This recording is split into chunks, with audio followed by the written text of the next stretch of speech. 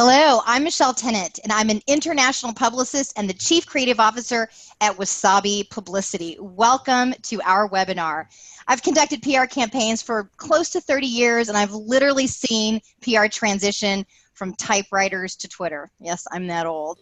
And I'm thrilled to be doing this call with my dear friend and also fellow publicist, Arielle Ford. Hi, Arielle. Hi, yes, I miss my IBM Selectric typewriter. Right. So Arielle has been referring people to Wasabi Publicity for about 10 years, and while we've chatted about PR tons in the past, I've never really sat down and got the skinny on exactly how she turned out Deepak Chopra, Jack Canfield, and all the other luminaries into household names. So I am pretty excited to talk about tools, trends, the timeless, what worked then, what's working now. So Arielle, are you ready to get started? I'm totally ready. Okay, great, because I've been looking forward to this all day. So the big controversy between publicists is always press releases. Do them, not do them? Do they work? Do they not work? What do you think? Back in the day and today, what do you think? Well, are they necessary? Yes, I believe they are necessary. Do they work anymore? I don't really know. You would know because you're still in the business. I actually left the business in 2005.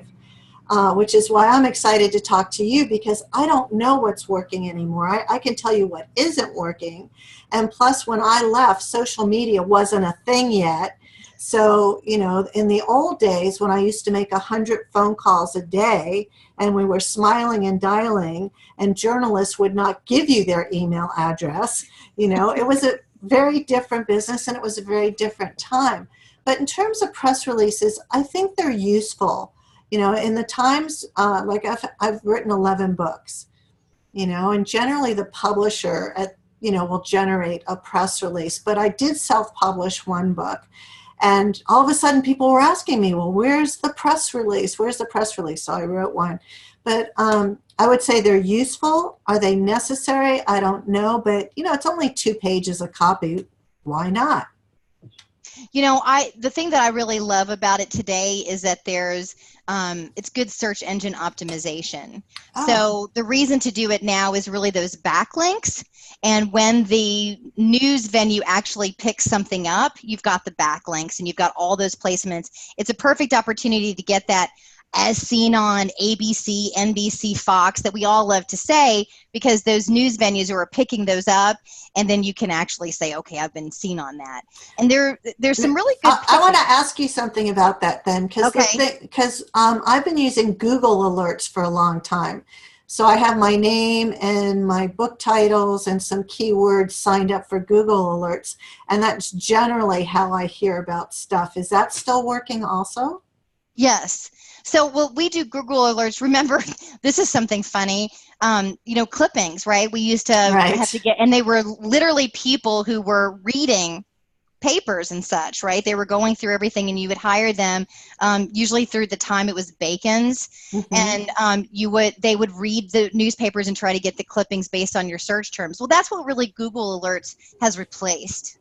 So we use Google Alerts just to see when the mentions actually come out and to see the pickup on that. So you can actually, like, if we look at the Google Alerts also for these press releases, so we did, we were talking about cats before we got started today, and one of the press releases we did for our nonprofit client, Mutual Rescue, and they were announcing a partnership with a major charity, and it was about saving the lives of homeless pets. So that one release produced over 39,000 impressions in 24 countries, and about 230 media outlets, including CBS, NBC, ABC, picked that up. So if somebody has, the way that I look at it today is, if you've got news that everybody needs to know at once, go ahead and put a press release out. But if you have a really good scoop for somebody, you want to save that and do a personalized pitch. And that's really when you come to, like, well, what are the difference with the tools then and now? And for sure, one of the things we always used to do both. I mean, we would have the press release. I mean, I mostly did books. So the press release would go with the book, and then we'd pick up the phone to do the pitch, or there'd be a cover letter that had the pitch with the press release. so that we were trying to hit them as many ways as we could. And of course, fax machines were big then, big old fax machines with bells that would ring, and we would fax stuff to them. It's so much easier now, hit one button and you can send out thousands of anything instantly. The question is, do they get open, do they get read without picking up the phone and actually engaging, with the source? Did you ever do broadcast faxing? I used to hire somebody to do that for me every once in a while, and I didn't see a lot of results. I mean, for me, I always saw the results when I could get on the phone or get my staff to get on the phone, and I would teach them how to engage with whoever they were talking to. Because it's not just like, well, hi, my name's Arielle and I want to tell you about XYZ. I mean, it's a seduction. That's what we do for a living. We seduce people. So we seduce them with our voice and with the words that we speak and with the hook that we're calling for, and we try to build rapport with them. And that's an art form, which is why not everybody can do what we do. PR is not a job for just anybody who thinks they can sell.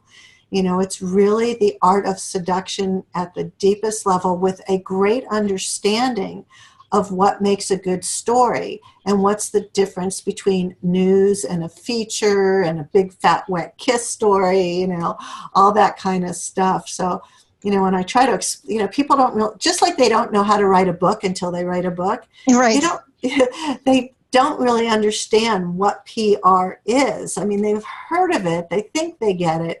But I don't think until you've done it, just how incredibly intense and hard it is. It's true. It's funny when you think about press releases versus pitching. The one thing that I always remember, and because we don't fax very much anymore, I mean, there might be like the one-off TV studio that wants a fax for some reason. It's usually because there's an old school guy in there who wants a fax. But honestly, they used to take the fax machine and they would take the garbage can right under the fax machine, and all of the press releases would go right into the garbage can. Well, that's what used to happen when we used to snail mail the actual book or galley with the press kit in those very expensive folders. It was, and then you'd pay all that money for postage. And then if you talk to the producers, oh yeah, our conference room table is filled from, floor to ceiling with books and press kits. And anybody who wants to go in there and sort of mush around might find it. But, if all somebody's doing is putting stuff in the mail for you, you're kind of screwed, because no one's going to see it until somebody picks up the phone and goes, human to human. It's so true. And you brought up the thing that I want to just kind of reminisce with you about. Press kits. Let's talk about press kits. So back in the day, I want to know, here's what we did, is that we would take those old folders, not unlike a school folder. Two-pocket folders. Yes. And then we would put in your pictures, your media coverage, a cover letter that had the pitch on it. And then, I remember when I first learned PR, it's been 28 years. So we would actually put in something kitschy to get their attention, yes. Right? So you'd have like something unique that would pop out or would gift them or something. What would you do? Oh, I can't tell you the crazy things we did. I once wrote a pitch letter that I told them they had to sing it to themselves out loud to the tune of the Beverly Hillbillies, which for the younger people was quite a popular TV show in the 60s or 70s. Yeah. Or I would send them a box full of goodies, all wrapped. So there'd be like 8 presents in a box, and the presents related to the topic of the book. I mean, we were always looking for a way to stand out, and somehow be memorable enough so that they'd actually read the one-page cover letter, because if you could get them to do that, you had half a chance. I still have a box in my storage room somewhere which has the press kits I was most proud of. And I just haven't been able to throw them away because none of it's digital. This was long before things were digitized. So I have my press kit and my sister's and Deepak's from 10 or 12 books and all Wait a kinds minute, of you still different. have those? I still have them. Oh God, I should have asked you to bring a few so that we can see that. Oh, you know, That would I haven't thought about them in so many years. I remember when we were selling the Spiritual Cinema Circle, which was a DVD club I started with Gay Hendricks years ago. Our press kit was like 4 inches thick because we had stories in New York Times, USA Today, Wall Street Journal, Chicago Tribune. I mean, we had massive, massive amounts of press coverage. So when we were, you know, meeting with a potential buyer, we just dazzled them with, you know, we'd be covered by every major media. Now, the funny thing was, in spite of all that coverage, we didn't sell a lot of memberships because we sold everything online. So it was useful for the sale of the company, but in terms of like getting somebody to pull the trigger and buy something or sign up, all the marketing for that was done through affiliate marketing and emails, because all people had to do was click a button. They didn't have to type in a URL. And that's, you know, and that's even shifting now, the way that people are using email. It always, the basics of communication, the same, right? Relationships, storytelling, the seduction, like you're talking about, but then the modes of communication change. So, but always the same, right? Are they reading it? Is the main thing. Are you building a relationship with them? Is it something that's moving something forward? And for online press kits, you know, one of the things that happened here at Wasabi Publicity is my business partner, Drew, has a .com background, right? So one of the things that I was struggling with, one time is in the time that the emails were starting and people couldn't really open attachments. And so I remember we had a Wall Street Journal, and you remember FedExing? You know, yes. Yes, Oh, my God. and like in the middle of the night, you're like, oh my gosh, I have to get this to the media person. So I used to work at UPS when I was in undergraduate school. So I knew how to track them down at 9 o'clock at night and get that package into the truck. You know what I mean? Like you had to get it over there. Yeah. Oh, the overnighting of the packages, crazy at one point. Oh, the money we used to spend, the time we used to spend Xeroxing the stuff for the press kit, assembling the press kit, putting it in the envelope. You know, I remember I used to have tons of those white plastic mailbox buckets, you know, filled with hundreds of packages. And then I'd always slip the mail guy, because I was working out of my house at one point, $20 every day to have to carry these heavy boxes onto his truck for me. I'm so glad those days are over, because you know how many trees we've killed, Michelle? Yeah. A lot. Yes, a lot. Yeah, I love my online press kit. It just makes it so much easier. I no longer have to, you know, email people. Oh, I need a high-res headshot of you. I need a high-res book cover.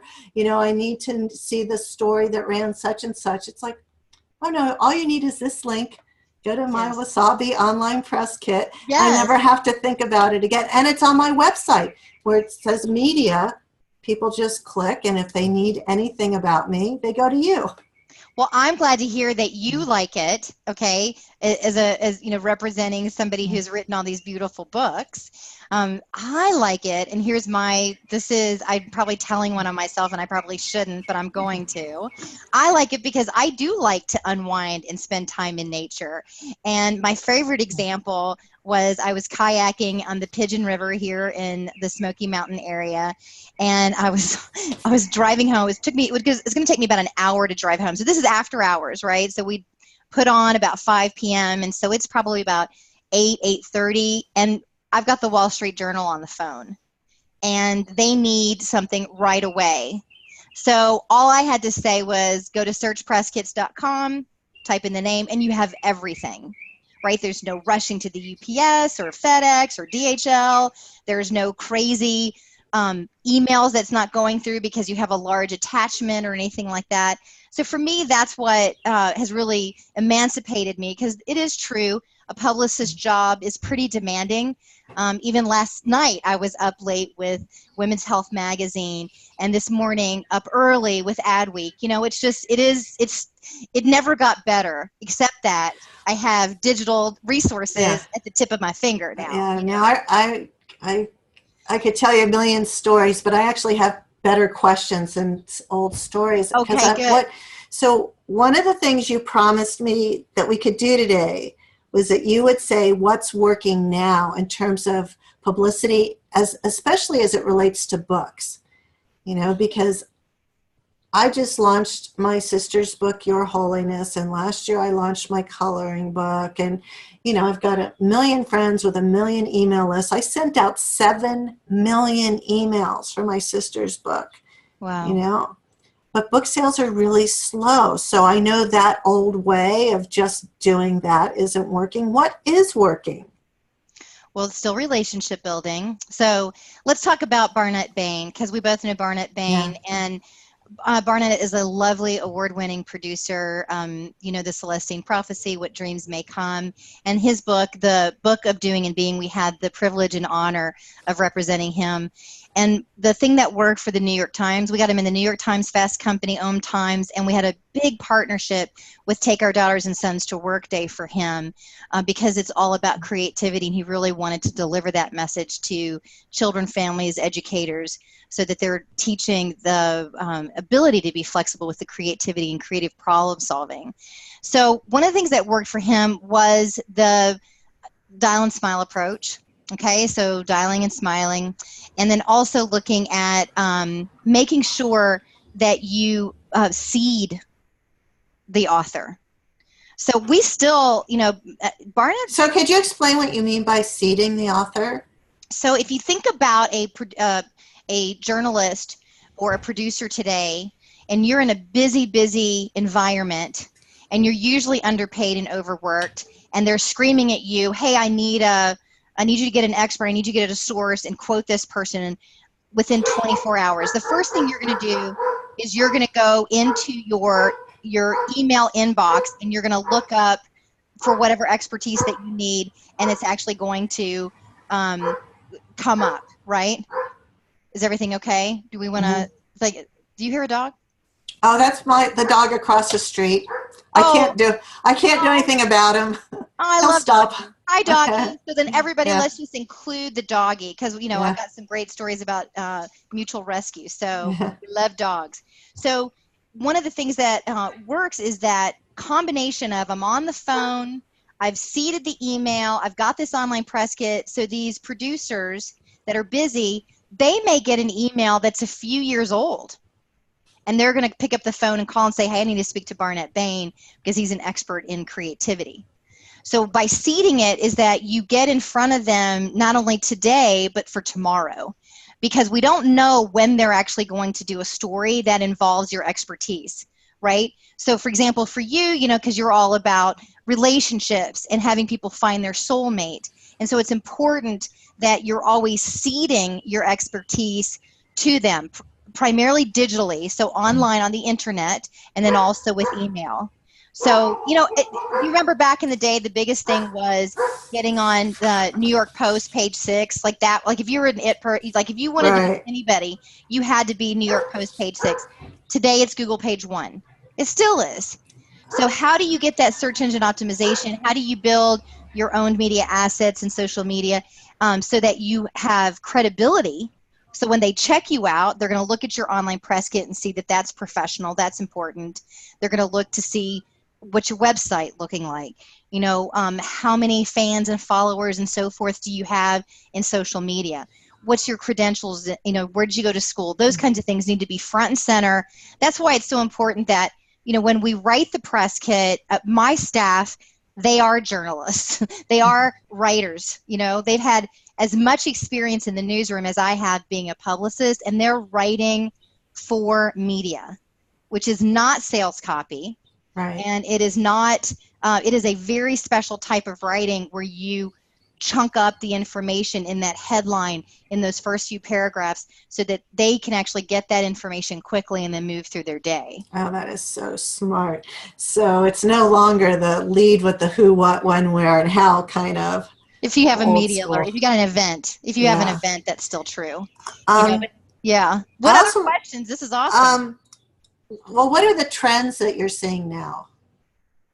Well, one of the biggest things is because we have instant news cycles, is that it's your news cycle. We used to have a few weeks, you remember? Like, I could call a newsroom. When I learned PR in Chicago, I would call a newsroom and they would have time to get mail. Right? Send me a cover letter, send me all the background information, and then the incubation period just for that initial story might be a few weeks. Well, it's instant now. Our news cycle is daily. We've got cable news that pushes the envelope. We've got Google News that pushes the envelope. And so it's just, hour by hour, day by day, the news cycle. So if you're not on top of that breaking news cycle inside your press kit, inside your pitches, you're not going to get that dream placement. And that's really what people are after, those dream placements, right? So you can do your press releases and get your search engine optimization. You can do all the work that you want to get your Google page one in your search engines. But to actually get those dream placements that, like the New York Times, it has to come with a personal relationship, and you have to fit inside their agenda. Right. Right? What are they talking about today? What's the news cycle? And then you're an expert that's actually in that news cycle. The Me Too movement is a great example of that. We had a business consultant who talked about sexual harassment in the corporate settings. His name was Ken Cooper. He came on, did a campaign with us. All he needed was to really update his portfolio, because all of his credibility had come from a different decade, right? So he needed it for today. So we just latched on to any type of Me Too breaking news of the day, and we got him entrepreneur almost instantly with he called it the 6 levels of sexual harassment. So that was that type of thing. We also did Dr. Jill Murray. She did, this is a little dated, but I still love it because it's the best record and I'm still trying to beat it. So do you remember when Chris and Rihanna, they had their domestic abuse, that was a horrible situation. Well, Dr. Jill Murray, actually, that's her expertise in California. So she actually teaches people how to identify that they're in an abusive situation, that they might be dating someone who's an abuser. And so one of the things that was frustrating to her was that in the public conversation, they weren't saying things about the way that you communicate on smartphones, like little telltale signs through the day, through the week. And so I said, well, we just have to put your thoughts on loudspeaker to the media, and they just need to know what you would say if you were on the air. Because I'm sure most of us are watching the news and going, why are they saying that? We should be saying that. And especially if you have expertise in that area. So we got Dr. Jill Murray on Dr. Phil within 8 hours. That's amazing. Yeah, so that's my best record. I'm trying to beat it though. So okay, that would be great. So the trends really are about it's about breaking, that tying in that breaking news and so forth. So it's really important for the client, the author, whoever is hiring you to do all this for them, that they also stay on top of pop culture and the news, so they can be thinking, well, what do I have to add to the conversation? I used to, back when I was doing this, I used to make all of my clients have a subscription to People magazine. Yeah. They needed to understand who was who so they could reference it and be contemporary in their conversations when they were doing interviews.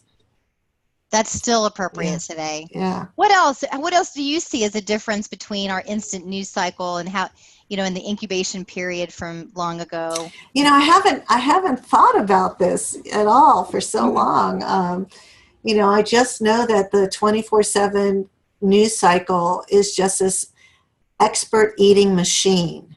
I don't think there's ever been a better time to be an expert, because there's such great demand for the newest, freshest opinion. You know, I mean, if I watch a lot of news because my husband's a news junkie, and it gets boring seeing the same old experts repurposed and recycled over and over and over again.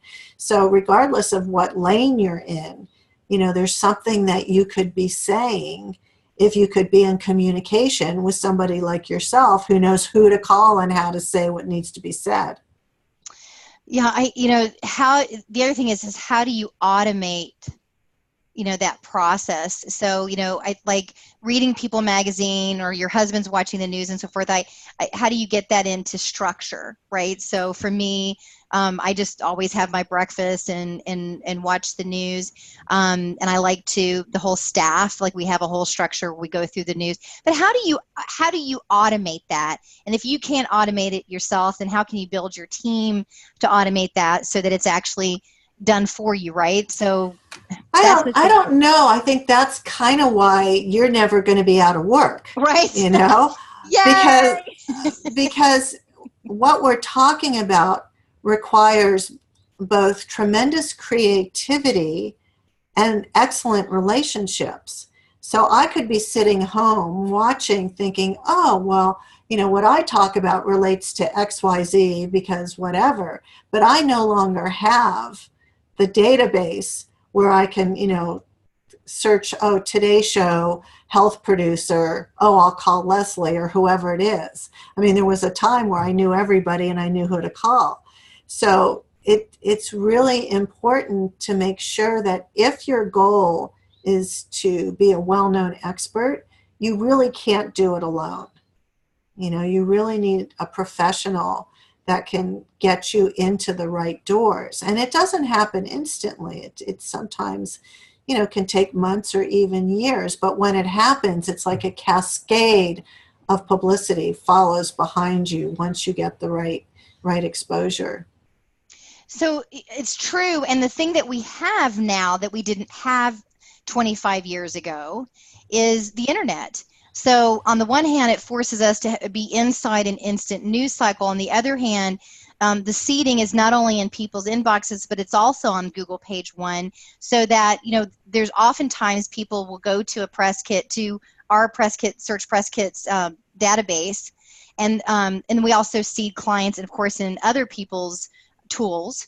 And there's all kinds of free media lead services today. And all that is that it's a collection of journalists who are needing to source somebody. They want to quote somebody, right? I forgot all about those. We used to get them in the mail once a week. Yeah. National talk show, looking for an expert in ABC field, need for this date, must have whatever. And it was like the want ads, only it was perfect because all you had, it was like, So we still have, so that is, it's on steroids now. It's still like that, but it's on steroids. We have dedicated staff, and that's what they do, is they look at these incoming leads, and there are hundreds. If Pitch Rate is one of our free media lead services, and the journalists will come there and they'll ask for an expert, and then who's available, right? So it's true. I think that with the tools like an online press kit, and when you have somebody pitching incoming leads, somebody on your own staff or hiring, you're more than welcome to take a look at Wasabi services, right? But that is really important, and then being responsive. So that was sort of the thing that I was dealing with this morning with Adweek, is just helping that client understand, no, we don't wait. They're like, I'll call you when I get to the office. I'm like, no, I'm waking you up for a reason. This is important right now, right? At 7 a.m. Right. And that's because the media, when they're working on their time frame. They're not working on our time frame, and they're used to being, if you don't coddle them and treat them. Well, they'll find somebody who wants to do the show. That's all there is to it. That's right. Yeah, it's good to know, but I forgot all about those lead services. Good to know. Yeah, and that, and today, that's really, hundreds and hundreds of journalists looking for sources every single day and leveraging things. We leverage things like PR Newswire and ProfNet and all those tools, Help a Reporter Out and so forth, Cision, all those tools that are the trade secrets. And so for our clients, we handle all of that. And I recommend everybody out there, if with you have your own publicist, ask them about what type of incoming lead services they're doing for you, right? Right. You definitely want to know that. You know, one of the things that I always used to do that worked so well was to be a myth buster. So I'll give you examples. So when I started working with Deepak, which was in 1992 or 93, he had self-published his first book, and his second book was just coming out. And, a few people knew who he was, but he wasn't a big star.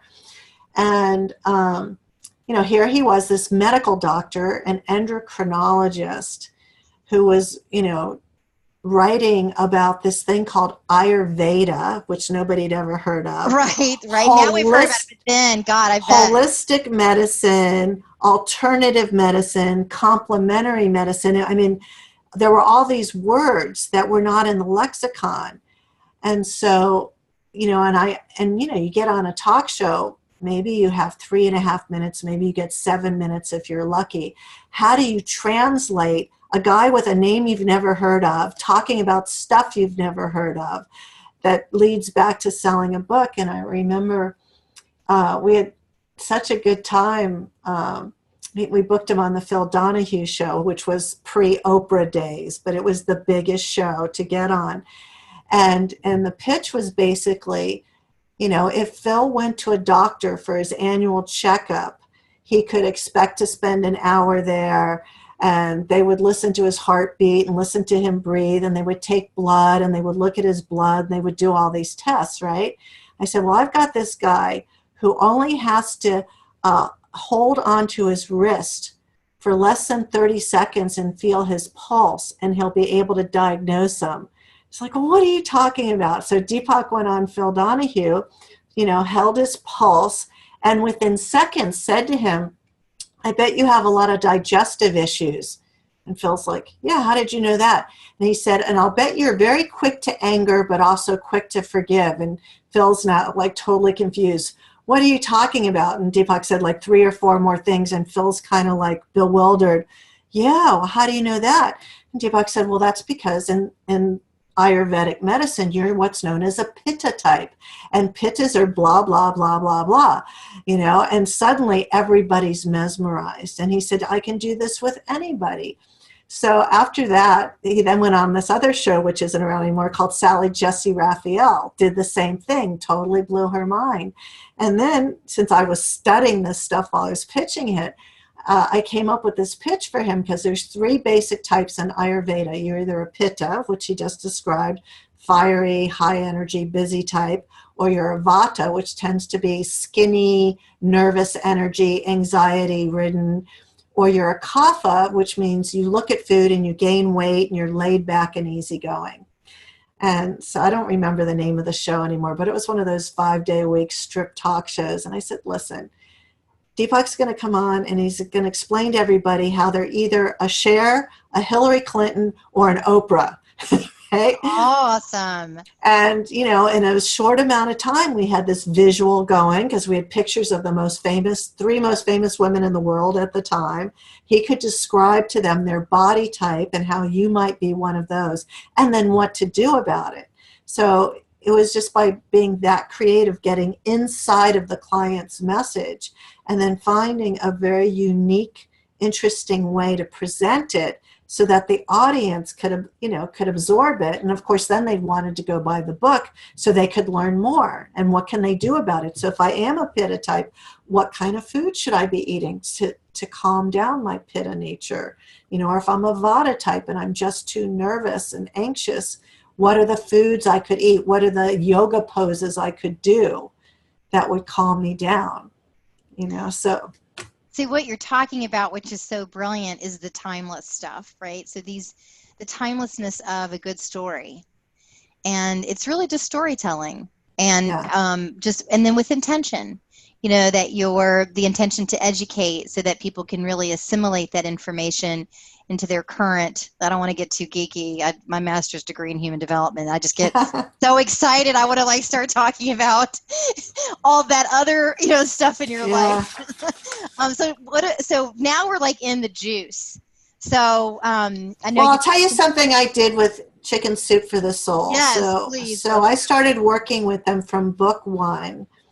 And, there was a point where we had 5 books on the New York Times bestseller list. The books were really taken off.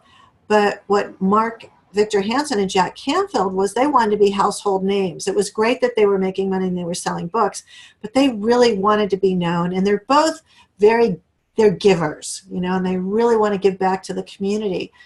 So they called me one day and they said, well, we want to do something big, something splashy, but something that does some good for other people. What could we do? We could write checks, but we want to do more than that.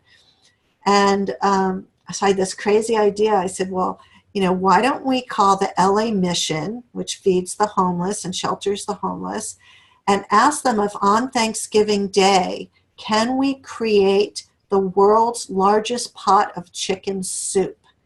And then you two will go and you will serve it to everybody there, and so you guys will be doing good. And we also made a huge donation. Like when I called the mission, I said, I think it was $50,000. We're going to write you a check for $50,000.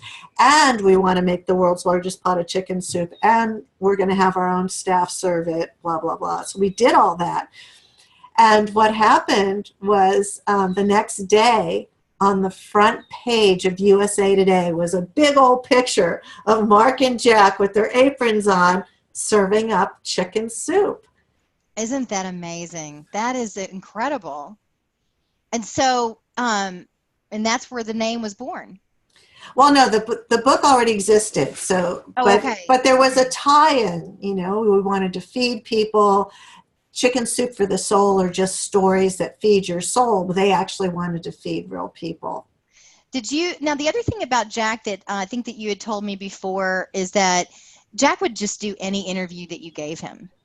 Yes, Deepak too. In fact, that was one of the unique things about my clients. So the ones that you've all heard of, the really biggest names, what's different about them from authors you've never heard of is that all of them were on a mission. They were mission driven. They would have shared their information regardless if they were being paid for it or not.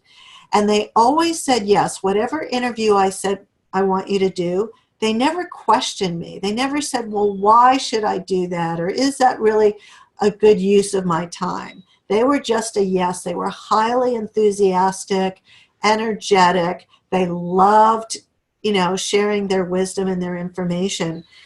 So they weren't a problem. Whereas there were other people. I remember one author in particular, I set him up on a radio show. I think it was in Kansas City.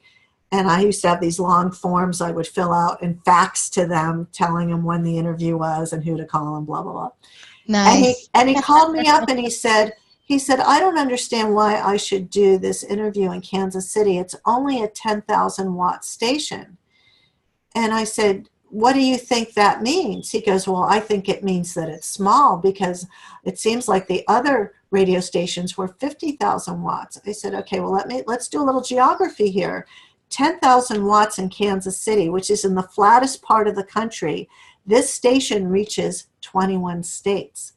A 50,000 watt station in Denver only reaches Denver because it's surrounded by mountains. Right. So judging the station based on something like that isn't useful. I said, I promise you, if I set up an interview for you, it's worth doing. I'll give you another example of that. I had another woman on a book tour, and we sent her to New York City. And back in those days, we did our best to keep them busy all day long. We'd start at 6 in the morning, with the morning news live, and then news at noon live. And then we'd go to the bookstores and we'd sign stock, and we'd do the afternoon news. And if there was a talk show, we'd do a talk show, we'd do some radio. Well, I booked her on a cable news show in Connecticut, which means she had to take I think it was like a 90-minute train ride from New York City to Connecticut, and then take a 20-minute taxi ride to get to this really small cable station. And this is a long time ago. This was before there were millions of cable stations. Yeah. And she was resisting. She said, it's going to take my whole day. I will spend an entire day to go do a 10-minute interview in Connecticut on a station nobody's ever heard of. And I said, 2 reasons why you should do it. 1, it's going to be a longer interview than you ever get, so we're going to get a great piece of tape out of it. And 2, you never know who's watching. So she reluctantly went. The next day, I got a call from a reporter at the Wall Street Journal who said to me, I live in Connecticut. I was home sick with the flu yesterday. I saw blah, blah, blah talking about her ABCD book, and I want to do a story on her.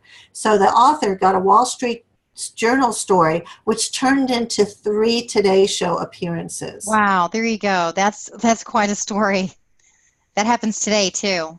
Yeah, it still happens. So you don't know. And, for the people who are trying to, do their ROI, return on investments, well, if I spend X amount of dollars and X amount of times, I can expect to sell X amount of books.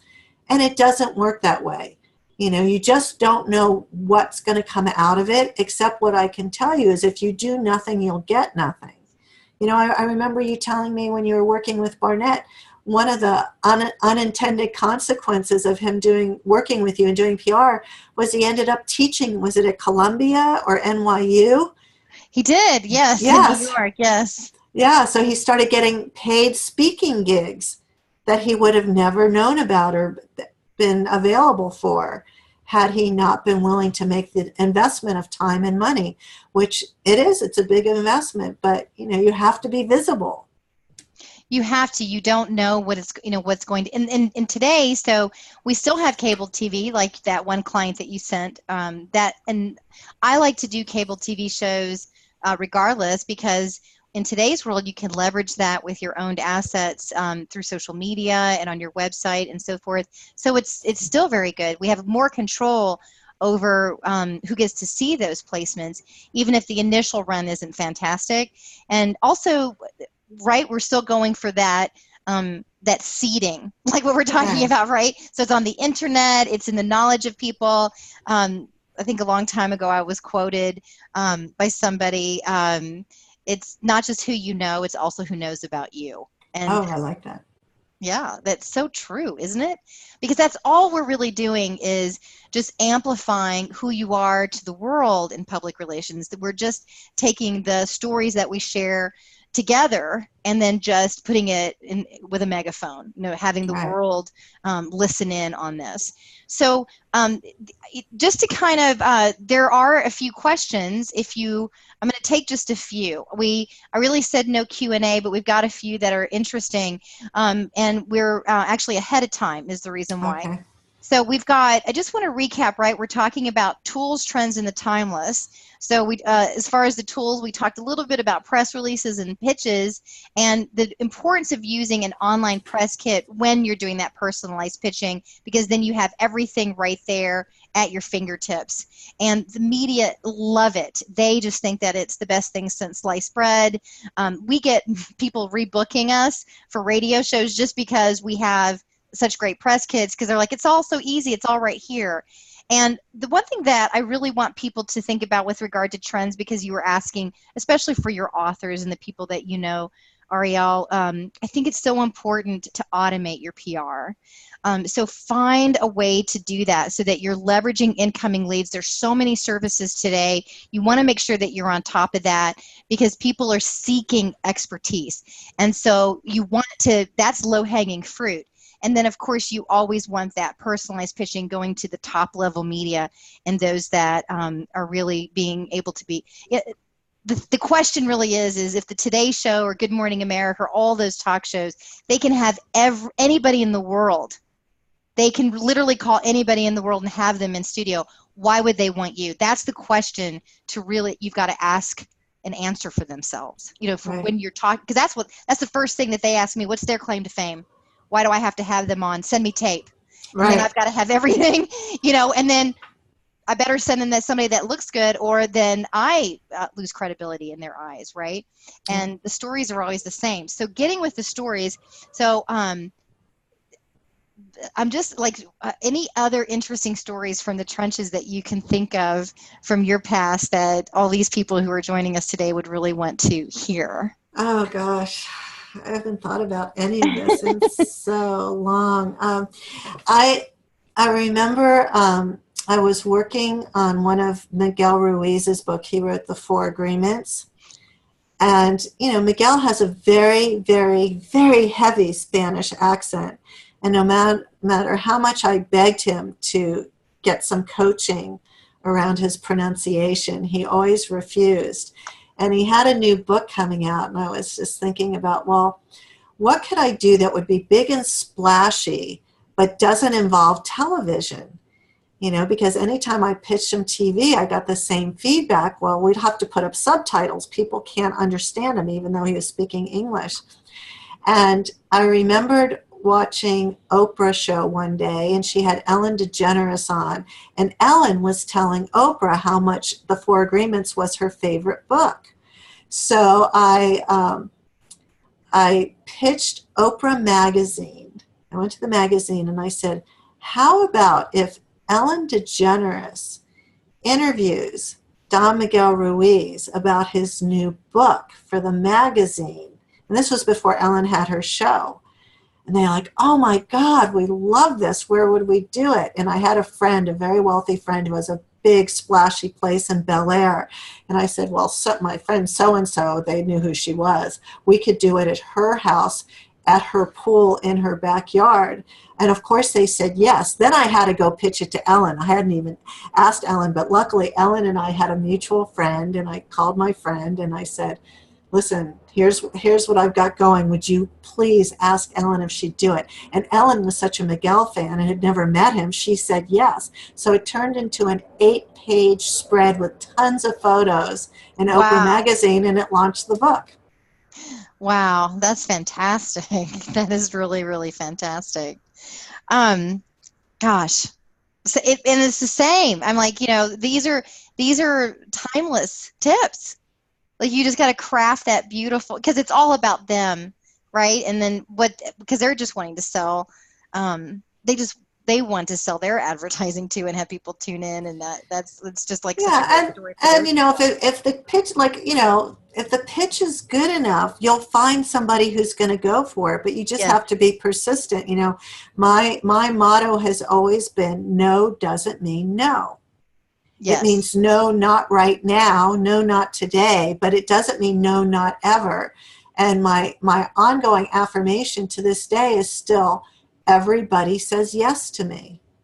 That's my belief. Everybody says yes to me. And, you know, so in order to be in the business, you know, you have to have this psychotically optimistic, you know, attitude and point of view, because otherwise, you know, if you're making 100 calls a day and you got 98 no's, you could feel bad. So when I had my company, we had a big bell in the office, and every time we got a yes, we'd ring the bell, and everybody'd come out of their office to celebrate. You know, what did you just book? What did you just land? So we had dopamine rushes all day long because we were booking stuff all day long. Oh, I love that. I love that. Now what it looks like, a hangout. And then we start doing like thumbs up and like those, you know, the little emojis, like everybody's like, I got one, you know, I got the Today Show, I got this. I love that. I do love that so much. Yeah, you know, and for me, it's just like, I always think that for every no I get, I know that the media, they want to hear from me today, and I just got to find that one journalist or producer who's struggling, and then they're going to hear from me, and I'm just going to make their complete day, you know? So we do have like just a few questions that are interesting. Okay. So what are backlinks? Those are pretty, you want to take that, or do you want me to? I don't know what a backlink is. You have to tell me. I have no idea what a backlink is. So the easiest way to understand backlinks, and I'm going to get back to that when we get to, I've got an offer for everybody today, so I'm going to talk a little bit about that. But you see in articles and you see on the internet when there's actually a link, right? It links back to your site. Oh. So we get excited now, so we do all the bells and whistles and popping the champagne when the article online actually includes that link. Okay. So a lot of our clients, it's important to our clients that that link is there, but it doesn't always happen because it is editorial and it's not in our control. But boy, if it is a major media placement and there's a link in there, that really is important. It just shoots you right up to the search engine optimism. Like when the search engines are looking for you, and then when you've got those backlinks and it works right together, that's what the internet favors, and that's what we want to get you on that Google page one. Okay. Something I wanted to ask you about, because you and I had a conversation about this maybe last year. One of the things that you guys do that I thought was so interesting when you're working with authors is that you work with them 6 months before the book comes out, and then you take a nice long break, and then you start up with them again. And so many authors don't realize that if you don't start 6 months before, you lose out on all the major magazines because of their long lead time. So if you're an author and you're thinking about PR, it's really never too early to start having conversations about what you're going to do and what's on your wish list. Well, and because we think about it in terms of long lead, short lead, so the magazines, they're still taking 6 months to prepare. Oh, I know. So that hasn't changed ever. That's still the time that they sit together and they do their editorial meetings and they're incubating that. They might have slight changes to allow for breaking news, but there's typical seasons of the year that every news cycle takes. And so, you can be plugged right into that. The other thing is that somebody was asking about components to press kit. You all can go to searchpresskits.com and actually look at the press kits that we have. It's basically things like you definitely want to have a synopsis of who and what you are, but you want bios. So we do byline, broadcast, an in-depth bio. We do news and story ideas. You want an image gallery. They're the same digitally as they were years ago when it was still, hard copy when we were killing those trees. Right. We don't have to do that anymore, right? And we just have those links. The other person asked about how to get the media to really know about them. And this person has incredible experience with United Nations and Oxford Medical School, and so about stress management and things of that nature. How do you get the people to? You got to reach out to the media, and you've got to seed your expertise to the media. The media has to get to know about you in everything that we've just talked about. You've got to automate your PR and be in front of them. So if you aren't telling the media that you're available to be interviewed, to be a source for them, they'll just choose somebody else. Anything that you want to add to that, Arielle? Yeah. Well, what I always did was I would often call my most favorite media contacts just to say hello. What are you working on? What do you need? And I would remind them, I know a gazillion people. So if there's something you're looking for now, if it's, I may know the exact person you need. So I was always available. I would always, after I would do a radio show, I would always tell the host, listen, sometimes I know guests drop out at the last second. I'm your emergency backup interview. Here's my private line. If you ever need a guest at the last second, I can do all these different topics. So I would befriend them and build a relationship with them. So it wasn't like, every time Arielle called, oh, what is she pitching me today? Sometimes I was just calling to see, hey, is there anything I can help you with? I love that. And that's so important too. In fact, I was at that 7 a.m. call this morning for the media client that was having an interview with Adweek. One of the things, I said the most important thing is to not talk the whole time.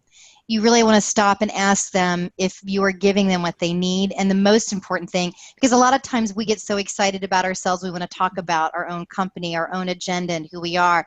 They don't care. They're trying to meet a deadline. And so to stop and be like, what do you need? It's like a breath of fresh air for them. And I said at the end of the interview, the most important thing is to ask them, what are they working on next? Yeah, exactly. Because that's when, because then they start to see you as a partner. Then they start to see you as somebody that can help them in a pinch, and that's gold. So, So we've got some other questions that are coming in, and there's a lot that's happening, and some friends are even saying hello and so forth. But let's go ahead and just tell you, because I think that what's important is that people still have some questions and need some assistance. So that comes to our offer. So like everything, we really are committed that you have insights and ahas that support your commitment to do great work in the world. We are really committed that the conversations are making a difference for people, and that's what we're about, and that's what we hope to help you do.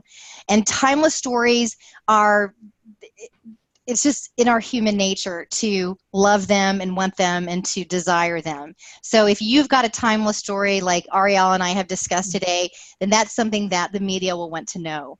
And if you're listening today, you're probably in one of three places, okay? And right now you're probably like, no, I'm not. Well, just listen to me, okay? So one is that you're not really planning or currently doing a PR campaign, and you were just simply curious what Arielle and I what we're going to say, right? How Arielle worked her magic and what she was going to talk about. And if that's the case, I know you found these stories as delightful as I have. So thanks, Arielle, for giving us that insight and that information that we all were curious about.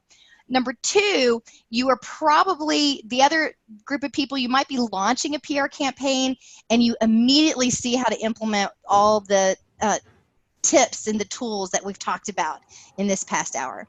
So that's awesome. Go ye forth and multiply. If you can see how to implement it and you already have all your structures in place, go.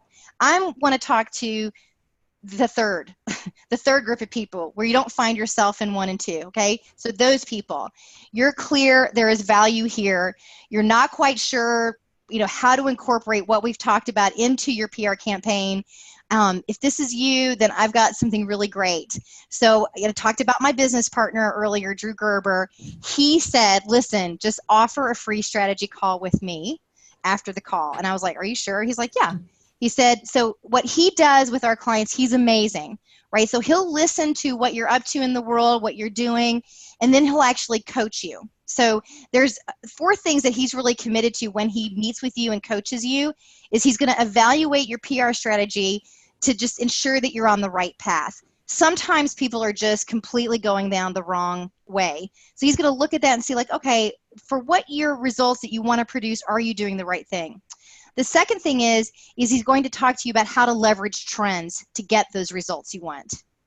And that's, looking at like, well, what's actually happening with digital trends, with PR trends, and he's going to synthesize all of that for you. And he's got a .com background. He's brilliant about, if you've got social media questions and things of that nature too, he's the one to ask about that. He's also going to make sure that your PR plan actually is integrated in your overall marketing plan. A lot of times people think, oh, I just need to do earned editorial coverage. No, there's also paid media and owned media, and it all works together. You can't just do one and be successful. You need all 3. And then the other thing is that people don't often think about the timing. It's sort of like what Arielle was saying, is like, what is the right time to launch your PR campaign? Should you do that split? Should you start 6 months in advance and then seed it and then come back later and do short leads? He will actually go through all of that with you. So, and by the way, he's actually in Budapest, Hungary, so he can help you with that too if you're thinking about, interested in vacationing or living in Europe. Just be sure to ask him why he lives in Europe. He has for several years and he loves it. So if that's something that you're interested in doing and you want to leverage the trends with the right tools at the right time, here's where you need to sign up. And Hannah will also put it in the chat for you too. So you sign up for free. There's no cost to this. It's publicityresults.com. That's publicityresults.com. So I just really thank everybody for being here and giving us the opportunity to share stories with you and trends. And gosh, Arielle, I love taking a trip down memory lane with you. I really have had fun with you this last hour. Yeah, thanks, Michelle. I forgot so much of this stuff because it's been so long, and I learned a lot. So thank you. I learned a lot too from you. I love how sharing the stories is always enriching for the other person as well. I think we're gonna, while we have the visual on the Hangouts, I think we're gonna have to add some sound, like a bell or whatever, to really get that dopamine flowing every day. There you go. Yeah. Awesome. Well, thanks so much. Okay. I'll talk to you soon. Bye, everybody. Bye, everybody.